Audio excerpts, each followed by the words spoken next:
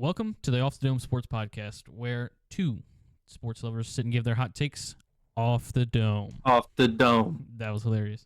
I'm ReBoHustle, Probably delayed. I'm Mustang. and today we're going over your LSU Fighting Tigers. This week they got a W against UCLA, 34-17, 17-point victory, in a game that I honestly feel like we should have stomped a little bit harder, but your defense did throw a shutout in the second half. Felt great that way. Offense struggled a little bit. Kind of fell in love with the deep ball a little bit too much. Is there any major takeaways that you had, Mustang? It was another week where people were saying that Garrett Nussmeier wasn't playing as well as they thought he should have. But I mean, you look at the stats. He 32 for 44, 352 yards, 3 touchdowns, 0 picks. I think he played a great game. I think that some of the shots downfield kind of felt repetitive too, but that, in a sense that comes down to play calling. He was just trying to get his guys the ball. Really, as far as the offense goes, I think they played a great game. Could we have seen a few more points? Yeah, I think so, but all in all, win's a win against a team that might have been a little underrated coming in, but it was one of those teams where you don't really know what you're going to see. Yeah, I agree. It's kind of the same thing. You can almost look at them just like week 1 against USC. Like they're a Big Ten school. They're a former Pac-12. Like that's a good school. They are in a rebuild, but those guys are well coached. I believe their head coach is a Super Bowl winner, and their offensive coordinator is Eric Bieniemy, who was an offensive coordinator for multiple Super Bowls. So those guys are well coached, and you can definitely tell that. And as a veteran group on the defensive side of the ball, I don't think our defense played that bad. I actually really enjoyed the second half, especially where we really shut them down.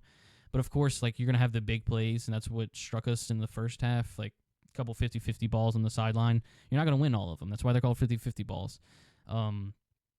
Those you can live with. We did manage to eliminate the 75-yard rush up the middle like we saw against South Carolina 2 weeks ago, which I find to be huge. And in Brian Kelly's press conference, he also found to be huge. He kind of chalked up the 50-50 balls as you win some, you lose some, because you do.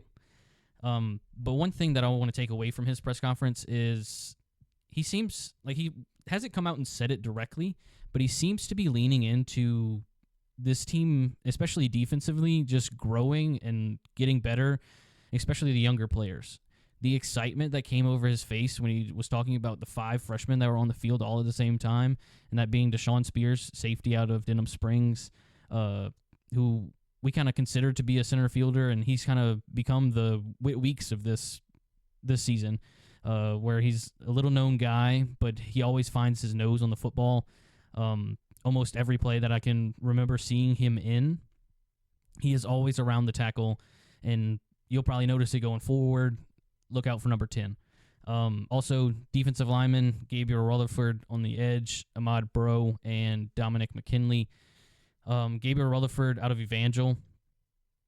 Kind of weird that when we have such great players defensively, especially on the edge, and Braden Swinson, who might be an All-American at this rate. Savion Jones has been playing exceptional as well, and Paris Shand is kind of a guy that just gets his job done, doesn't do anything exceptional, but will do the job. And then you have a pass rush specialist in Deshaun Womack. And for Gabriel Rutherford to even be considered to get reps as a freshman, there's something there. He hasn't really paid off anything. Like, nothing's really paid off for him just yet this season, but he does have 7 tackles, which is the 4th most out of defensive linemen, which is pretty impressive. Ahmad Bro out of Ruston really stepped up, especially since Jacoby and Guillory got hurt against Nichols. Kind of came in as an edge rusher, was weighing 245 during the spring. He said in a press conference today that he is 285 and lost a percentage of body fat. And so just the commitment that goes into gaining all that weight and losing body fat at the same time really shows the buy-in from this freshman. And then you got Dominic McKinley, who came in the fall, didn't participate in spring, was finishing up high school, and this game was his first game playing, and he recorded a sack. We knew he was a dog coming out of high school, late Texas A&M flip, and I was super excited, especially after his interview with Matt Moscona, where he seemed to like not be all about hooping and hollering about himself and mainly about just about getting better at football. What I saw from the defense was something I really like to see, and that's being able to adjust on the fly. Um, like you stated, the second half shutout was big, and I think that they went in the locker room, talked about some things, and made the right adjustments, and we saw it in the second half. It's insanely hard to hold a shutout or to really hold any of these teams that LSU is going to play to low scoring. And I think they did a fantastic job, even though they gave up 17 in the first half. As far as adjustments go, I think they did extremely well. Going forward, it is going to be difficult to have a head held high type of mentality, knowing that your defensive anchor and captain will not be with you anymore. But from what I've seen so far, I definitely expect at least 2 to 3 players to step up and fill those shoes. Um, Maybe it could be Whit Weeks, Major Burns, maybe even Swinson. Yeah, something we haven't touched yet is Harold Perkins being out for the season with an ACL injury. Um, Brian Kelly addressed in his press conference that if we were running 3 linebackers, it'd be West, Weeks in the middle, and then Witt and Greg Penn on the outsides, just because those 2 guys can get better sideline to sideline than West Weeks can. And we're not going to see as much of – we're going to see more of a dime formation than we did just the nickel/star formation, just because Harold Perkins is kind of able to guard a wide receiver if he had to.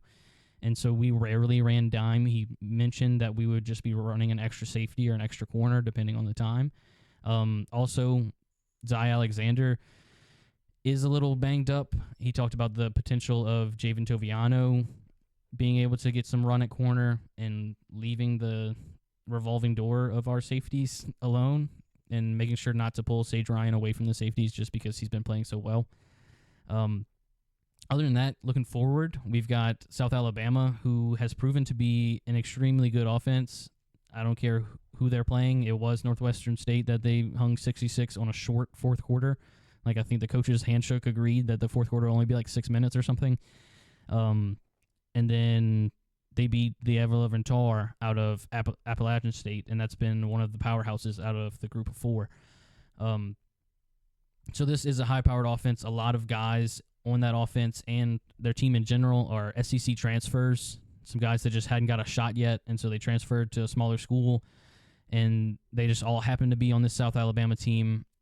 I'm not sure what to expect, but I do like that we managed week to week to address the biggest mistakes, and that was the run defense against South Carolina, because, I mean, yes, we had a couple mistakes prior to that, but prior to their starting quarterback getting hurt, but the second half was all big runs. We didn't have that happen against UCLA. They had all the potential in the world to do so, and Eric Bieniemy made sure to run a whole lot of running back motion plays, and that's what kind of caused a couple of the chunk plays. I kind of wanted to talk about the communication on defense, but it's really hard to get into because I'm not going to sit here and talk about how Braden Swinson should be able to look across the line and say, hey, Savion Jones, you got to take the running back if he goes to the flat over there, because I'm not in that room, and I can't sit here and say that that's what they should have done, but it appeared that way. I'm just thinking of one of the plays where their running back started at the leftmost outside wide receiver spot, motioned into the backfield, and then went into the flat, and then took it for like 45 yards. But other than that, I think that LSU should be able to handle business. It's undoubtable that that's the case. This defense has gotten a whole lot better just through these first 4 weeks, and a loss to South Alabama just wouldn't make sense for how good they've been playing as of late. And also, I'm not 100% on how good South Alabama's defense is, just because of who they played so far as well. Do you have a score prediction for this game? Ooh, score prediction. Yeah, I was going to start off by saying that, just like any game, you can't really, count a team out in this league. That we saw with Nichols just this year. Nichols a few years ago almost beating Georgia. when Georgia was a ranked team. These schools come to play. They know that they have nothing to lose and everything to win whenever they play a big team like this. So they're going to be coming. They're going to be coming all out, and it's just up to LSU to put them in their place, to show them that we're the top dog. Score prediction. I'll go LSU wins 41-10. 41-10.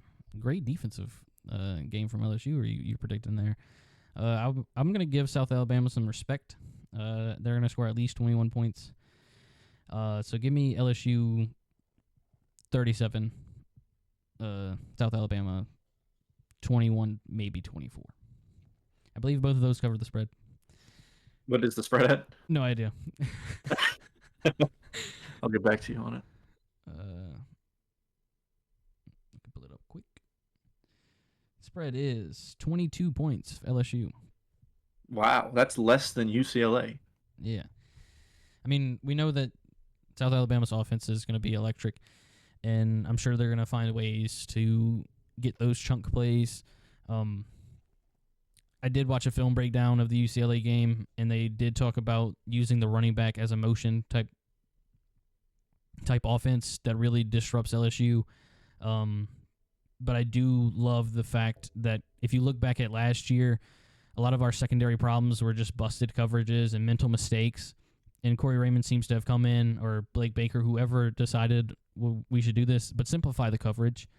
And these guys, a lot of them are young. A lot of them are 18, maybe even 19.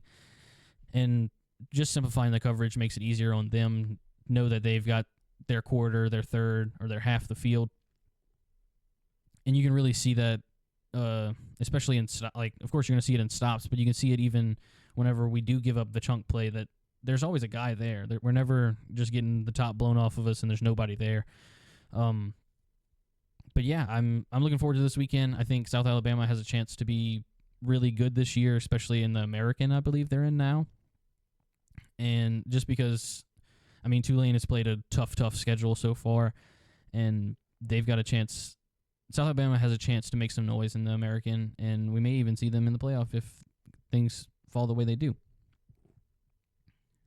It takes. Well, I mean, there's always one group of four. There's one group of four guaranteed, and I think if South Alabama can put up a fight against LSU and then go undefeated in the American, I think they have the right at that 12 spot. But yeah, no doubt, yeah. But yeah, of course, I'm not used to doing this at the end of the show. Normally, this is a redfish problem, but I'm gonna try my hardest. Make sure to follow Be in the Know on X, the artist formerly known as Twitter. Make sure to follow us at off the dome _pod. Off the _dome pod. Off the _dome pod. Also on X. You can also find Be in the Know on Instagram, Facebook. Other than that, I am ReBoHustle. I'm Mustang. And we will see you next time.